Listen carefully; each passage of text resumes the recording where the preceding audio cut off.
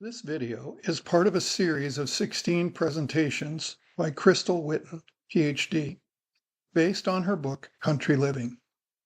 See the video description for availability. The free videos can be found as parts 361 to 376 at www.preparingforthetimeoftrouble.com. I want to talk about my friend Heather Martinson. She's a dentist. We've been friends since the 5th grade, and she recently has gotten into diagnosing people based on what she sees in their mouth. And she'll do a full mouth x-ray and she can diagnose certain things going on, cancer, maybe some heart disease going on. And now she's making referrals. So some of the early diseases that we get actually show up first in our mouth. And so this is why it's so important to get in to see a dentist at least once a year. And we're actually finding, and it doesn't show up very well, but this is a pretty healthy mouth, healthy gums. You want gums to be pink, not red. You want the gums to be, covering the teeth like they should be, not receding. I met a friend in Tennessee a couple of weeks, maybe about a month or so ago, and he happened to mention he hadn't been to the dentist in 30 years. And I'm like, wow, you don't know what could be going on, if it's been that long. So I encouraged him to go see a dentist. But 90%, up to 90% of all diseases, systemic type diseases, are evident in the mouth before they're evident anywhere else in the body. So it's really important to have a clean mouth. In fact, as a mother, you can pass on your bad bacteria to your children. If you're kissing your children, when you're exchanging saliva, it's potential that you could pass on those bacteria. These bacteria can get into the heart and cause something called endocarditis. They can cause inflammation in the carotid artery that could lead to a stroke, all from not keeping your mouth clean. So God wants us to be clean people and at least brush twice a day, if not 3 times a day. If you have a mouth that has infections and has some issues, I actually recommend brushing before you eat and after you eat, because before you eat, if you don't brush before you eat and you have these bad bacteria in your mouth and you eat, what are you doing with them? You're swallowing them, and now they're going to your stomach, and they might make it into the small intestine, and that could mess with your microbiome. And so it's very important to keep your mouth very clean. It can cause periodontitis. That's in a pregnant mother. That's linked to having a low birth weight baby. That's not a good thing. It can cause pneumonia. Certain bacteria in your mouth can get into your lungs, and that can cause pneumonia. So again, if you have an elderly parent or relative, you want to make sure they're brushing their teeth, because a lot of times they might go a day or 2 without brushing their teeth. So it's really important to keep a clean mouth. And diabetes, your oral health, a poor oral health may actually lead to diabetes. It can make our body's resistance go down and can cause more frequent and severe diabetes in people that already have diabetes. And research shows that people who have gum disease have a more difficult time controlling their diabetes. So if you're a nurse, do we have any nurses here? So you need to make sure that your patients are keeping their mouth clean. It's really important. HIV/AIDS, oral problems like mucosal lesions. A lot of times in AIDS, they'll have sores all over their mouth, on the sides of their mouth, on their tongue, even around their lips. Osteoporosis is a bone weakening disease, and one of the first bones that shows osteoporosis is your jawbone. So you start losing your bone density here first, and you'll see people's face shape as they get older. It actually changes. And we also see worsening oral health linked to the progression of Alzheimer's. So people that have Alzheimer's, it's really critical that they brush their teeth and have a clean mouth. And so, and it's hard, a lot of times they're not very cooperative. Other conditions linked to oral health, this is on the Mayo Clinic website: rheumatoid arthritis, certain cancers, immune system disorders, dry mouth, what was that? Sjogren's syndrome. So tell your dentist, find a really good dentist that does a full mouth x-ray, and they're really looking at your entire oral cavity and not just a few teeth. And actually in my book, I think on Thursday we might go over it, but there are some formulas, some formulations for cleaning your teeth, keeping your mouth clean. I have a bottle of 97 cents in the US of hydrogen peroxide. And every time I brush my teeth, I dip my toothbrush in hydrogen peroxide and I scrub my teeth with it and spit it out, and I let it just bubble for about 30 seconds.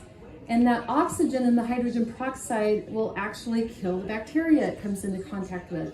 And it also sanitizes my toothbrush. Is that food grade or? It's 3%. It's not food grade. I'm not swallowing it or anything. It's just kind of dipping my brush in, brush my teeth. Just any bacteria that might be there I didn't catch brushing, I think it does. Once you've been doing hydrogen peroxide brushes like that, it doesn't foam anymore, so you know you've gotten most of the bacteria out of your mouth. But when you first start doing it, it will foam quite a bit because you're catching the bacteria in there. But it whitens your teeth too. If you keep it on there long enough, it will definitely do that. So daily oral care should take 5 to 15 minutes. So just decide to commit the time, 5 minutes. This means you brush your teeth, you floss your teeth, you dip the hydrogen peroxide, you brush again. It's going to kill the bad bacteria that might be in there. This is super critical for our health, and it's such a simple thing that we can do. And I'll tell you what, I'm walking around my house brushing my teeth for about 5. It gets to the point where you have to spit it out. But I hate to talk about stuff like this, but it is important. As a nutritionist, I do a pretty thorough physical exam when I examine people, and I start in the mouth. So I can tell a lot of deficiencies. I can tell a B vitamin deficiency. Almost all the B vitamins I can diagnose by looking at your mouth. An Adventist invented the water pick. It's to clean your mouth below the gum line. So the gingival tissue is your gum tissue, and you want to get anything kind of that's gone into that. A lot of it's, as you get older, you get some receding gums going on, but it's very important. The other thing I tell people is you only floss the teeth you want to keep. So, flossing is very important. Very, very important. And I think the water pick goes a long ways towards doing the flossing work. Something that I bought in Texas at the antique store of all places, probably about 15 years ago, was a dental tool. And it's a sharp little pointy thing, and it has a little hook in it. And I probably 2 or 3 or 4 times a week, I take that and I scrape all the white stuff out of the front area, the top, back. So, that way between visits to the dentist, I'm still kind of cleaning in between the teeth. Sometimes flossing doesn't get all of that, but if you have a sharp instrument, it costs me $1. $1, I think I can afford $1. Now, you don't want little kids to be using it because it's very sharp. It will poke a hole in your gums. So you have to kind of figure out how to do it, and I've poked myself several times. But I had someone ask me to do something about blog about the skin. So I decided to research it. And I found that the pH of our skin is 3.5 to 5.5. And I thought, that is so interesting. It's very acidic. That's pretty acidic. So when I'm touching someone hands me their kid and their kid's a mess, and I don't know if the kid just peed or pooped and I'm holding it, But you know what? This acidic mantle that covers our skin protects us from germs. And to me, that's amazing. But what does washing with soap do to that protective mantle? It removes it, and it takes 90 minutes for that acid mantle to return. So just take that for what it's worth to you. If you're going to be washing your hands a lot, maybe we should be wearing some gloves, so we're not constantly washing our acid mantle off. But if you're, when you put makeup on, you completely change all of that mantle. And again, your pores are holes that go into your body.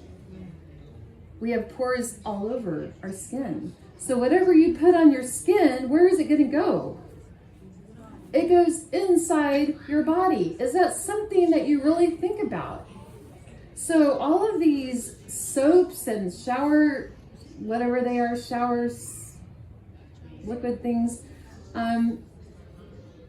lots of artificial ingredients in there.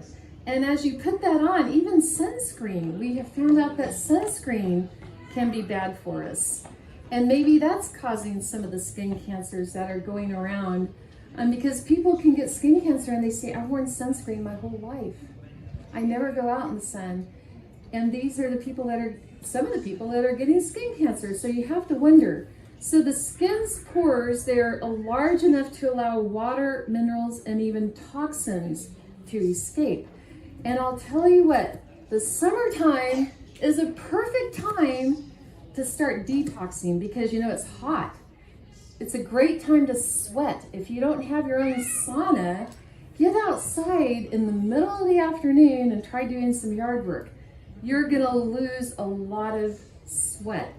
And people that actually get into saunas and they sit on a white towel, a lot of times there's a red dye that's on their towel. What do you think that red dye is? It's coming from inside the body. It comes inside to the out. It's iron. So people with high iron levels, one way they can detox from high iron is the iron actually sweats out of their skin. And so it's really it's an important route of elimination. If you have high elevated iron can be a problem. Too much iron can cause something called the Fenton reaction. So has anyone heard of the Fenton reaction? Okay, I know it's a scientific term, it's a big word, but I'm going to tell you what it does. The Fenton reaction is it happens if you oxidize a molecule of iron, that's the Fenton reaction, it destroys whatever it's next to. It destroys it. And I have a theory about Parkinson's. I think what happens in Parkinson's is when iron gets into the brain, it's very reactive. So the brain does what? It tries to sequester the iron, and it sequesters the iron in this thing called the globus pallidus. The globus pallidus is white when you're a child.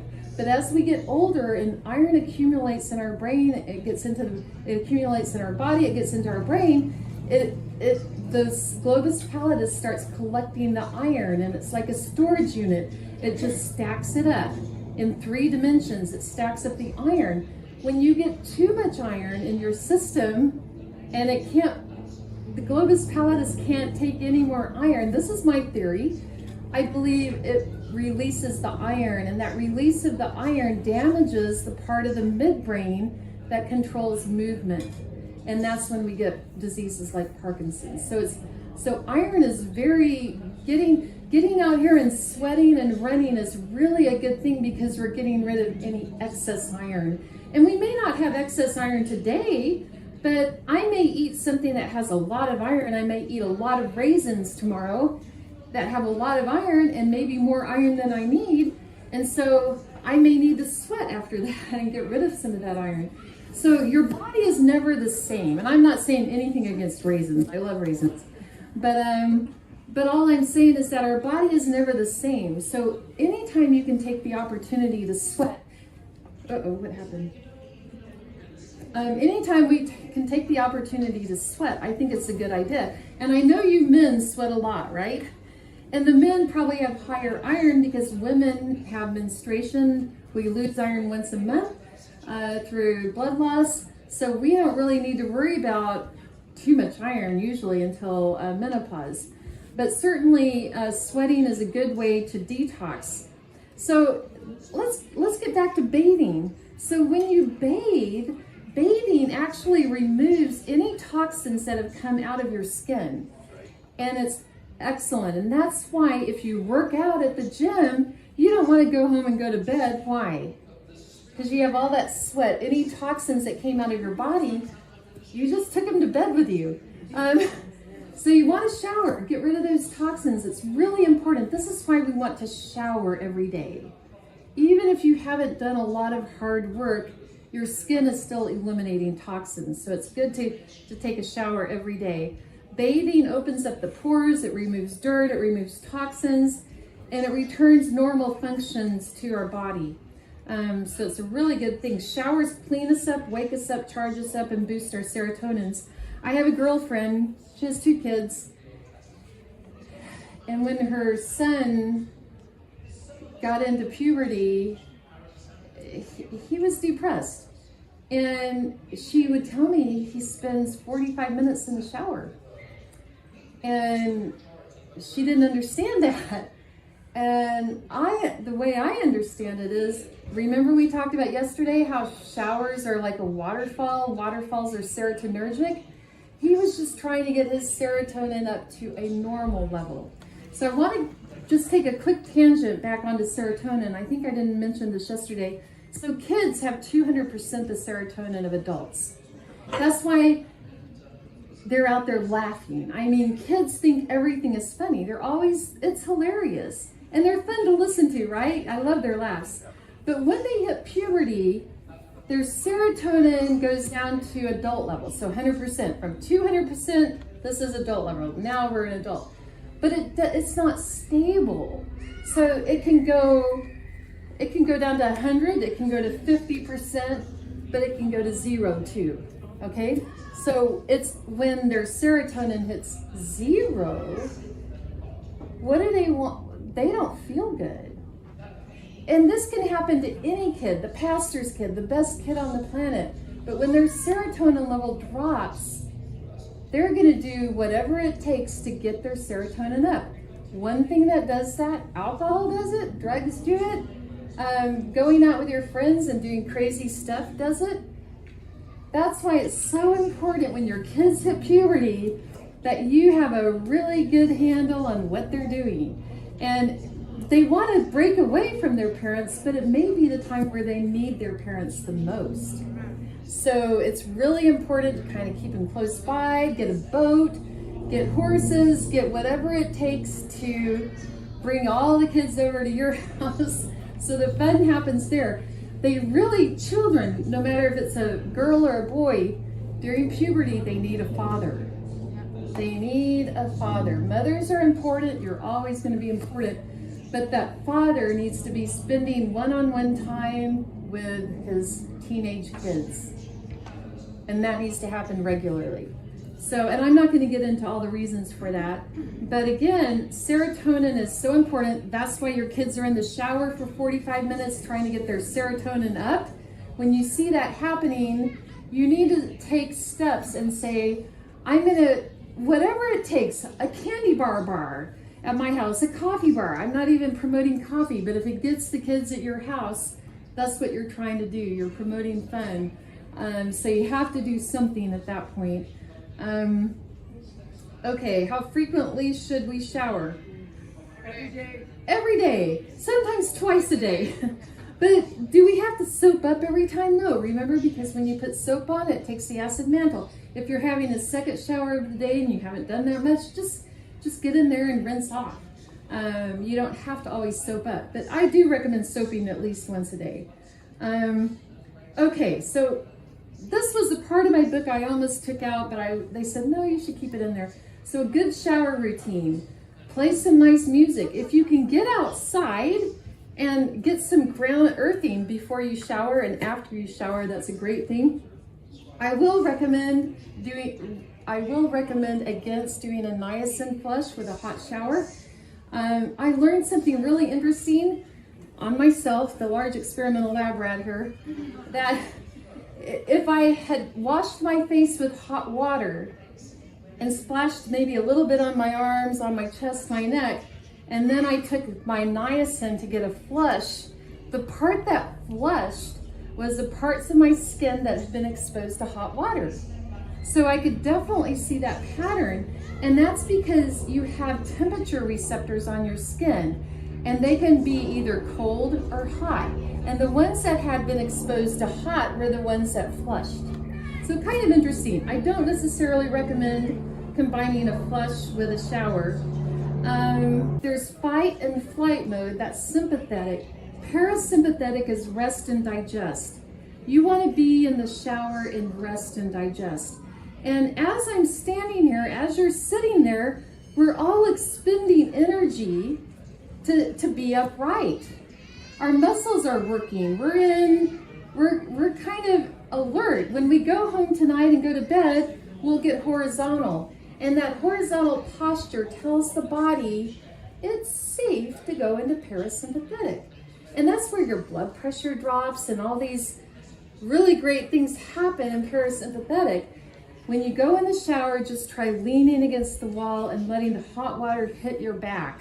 By the way, if you have a eucalyptus tree, take your eucalyptus branches, tie them together, put them in your hot shower. I start with hot, I end with cold, and sometimes I do alternating hot, cold. Rosemary, actually the scent of rosemary improves your brain's ability to remember things. You can put lavender in your shower. These are great herbs to steam a little bit when you. The other thing, when you're washing your hair, your hair has cuticles that open as it goes down the shaft.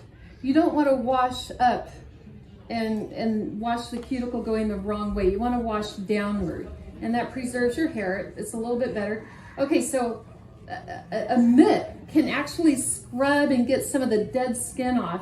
I want to get to one of the most exciting things here. This is the cauda equina. This is your back, and you have this bundle of nerves that comes right here, and it just kind of goes down each leg, and that's cauda equina, stands for horse's tail.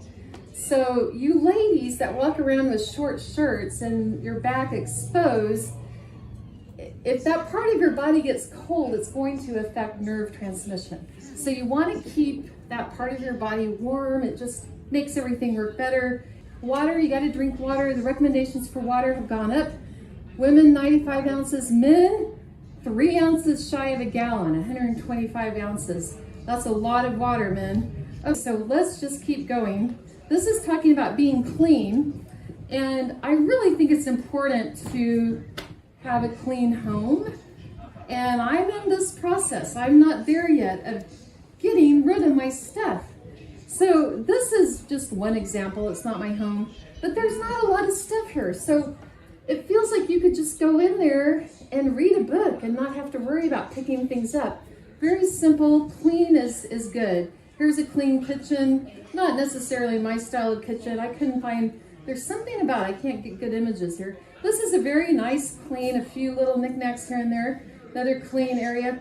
Okay, so let's talk about non-toxic cleaners. Vinegar, hydrogen peroxide, lemon juice, barkeeper's friend, bleach, sunlight, UV light, borax, Dr. Bronner, elbow grease. Those are the cleaners I recommend. This is important. So time spent outdoors. So when you think about this, fresh air is oxygen therapy.